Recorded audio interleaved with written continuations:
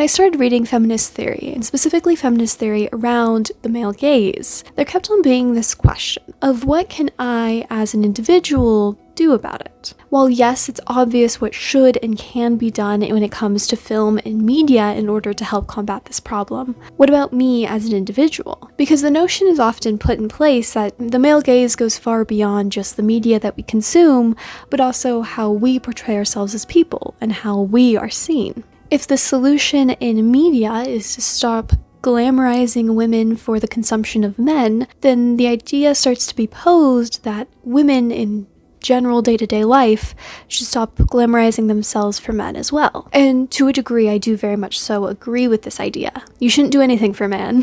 If you don't want to do something, don't do something just because a man wants you to, tells you to, or would appreciate it. I agree with that. However, this starts to quickly blend into and tumble into you shouldn't ever wear makeup. You shouldn't ever try to impress a man. You shouldn't even think of men any of the amount of time. And I get where the idea comes from. There is a big industry around making women feel like they need to be pretty in order to be valid. And there's the whole idea that women need to be loved by a man in order to have value. And those things are wrong. However, there's also a culture around shaming women and anyone, but in this instance we're talking about women or people who are perceived as women, that if you wear makeup, if you ever dress up to try and impress a man, oh, you're going on a date? And you're dressing up because you want a good first impression? You're playing into the male gaze. How could you be perpetuating such a major issue in our culture? How could you? You're not a real feminist.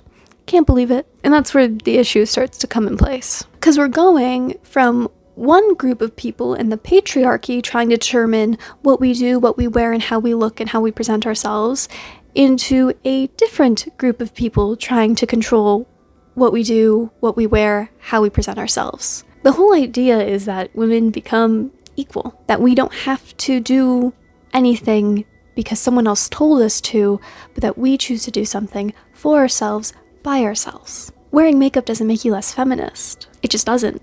Even if I wear makeup because I want to impress somebody, that doesn't make me any less of a feminist. Because guess what? I still believe all the same things. I still will fight just as hard for all the same issues, even if I like to wear makeup to sometimes look good for other people. It's very bizarre to me that in specifically the feminist movement, that there is such this weird culture around still trying to control women. And there's so many arguments that people try to present as to why they are on the right side, that them telling other people how they should dress or that you shouldn't wear makeup or all these very specific things is correct, of the unconscious male gaze, even if you're doing it for yourself, you're really doing it for someone else, and all these million different things. But here's the thing, if a man decides to work out or wear a certain outfit or do a certain thing in order to impress a woman, we don't say that that is destroying the patriarchy or that that's any way. Well, some people would try to say, but generally, that isn't hurting his masculinity, that isn't hurting men as a whole, that isn't doing anything.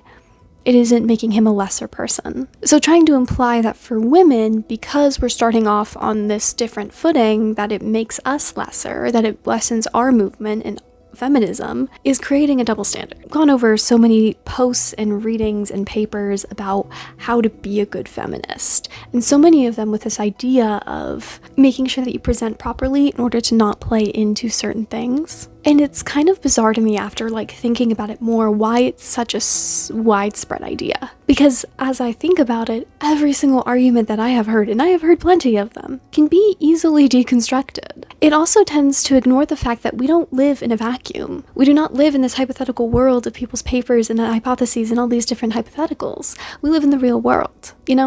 I learned that in mock trial, if you wear your makeup very nice and you wear a skirt with pantyhose instead, that you will get scored better. It is something that a girl who was older than me told me to do because it helps your scores and it helps them like you better. Is it wrong of me to play into the patriarchy and play into the male gaze in order to try and level my playing field and in order to get an advantage? Some people would say it is, and I disagree with those people. Because look, if they're going to stack a billion different things against me, and they're going to give me one little inkling of a thing that I can try and take my power for, I'm going to do it. And there is that degree of, yes, we shouldn't have to. But the way that we change that isn't by refusing to play into it. although some people can, and you're more power to you if you don't want to wear a skirt. I just enjoy skirts, to be honest. But the way that you make change is through things outside of that. You're never going to convince some people's minds. But if you can systematically make change, if you in your circles can make change, if you can push where you can, that's where you actually do something, not by trying to win these senseless battles. You know, something that I've noticed with all of the different issues that I've researched and with having discussions with other people is that oftentimes we can get very stuck on trying to convince 100% of people of something. That, oh, well, the environment is a really, really important issue, but if there's this percentage of people who don't want change, then like, what are we going to do? We have to convince those people. And I think some of it is perpetuated by the fact that boomers are still somehow controlling our politics and controlling our lives. However, Gen Z, millennials make up the majority and are going to, and kind of already have the power, if we knew how to harness it, to make change and to do things. And we have enough people, we have a majority of people who want a variety of these different issues, that we need to stop getting stuck on convincing every single little person of every single issue. And we need to start looking at what we do have and just going for it with the power and the numbers that we do have. It's a very bizarre thing that we have, and it does make sense. Like, oh, if we have everyone, then it'll be easy. But if you have a majority, then that's enough. You know, like, we can't keep on waiting and waiting for all these things. You can't be waiting for the boomers who clearly don't care to change their minds when we don't need them. This got rambly. This was something I'm passionate about. You know, like, I'm a very feminine girl who enjoys my dresses and looking cute and wearing sparkles and pink. And it's so frustrating when you're constantly reading people trying to tell you that you shouldn't, or that it lessens your position as a feminist. It's been in my brain for a while, and I finally found the perfect words to articulate it. So there we go. And then the other issue is just another thing that I'm passionate about. Because it's true. Like, we have so much potential, we just don't quite yet know how to harness it. And I hope that very soon we figure it out, because we have to. There you go. I'm adding my opinions into the ring. Because why not?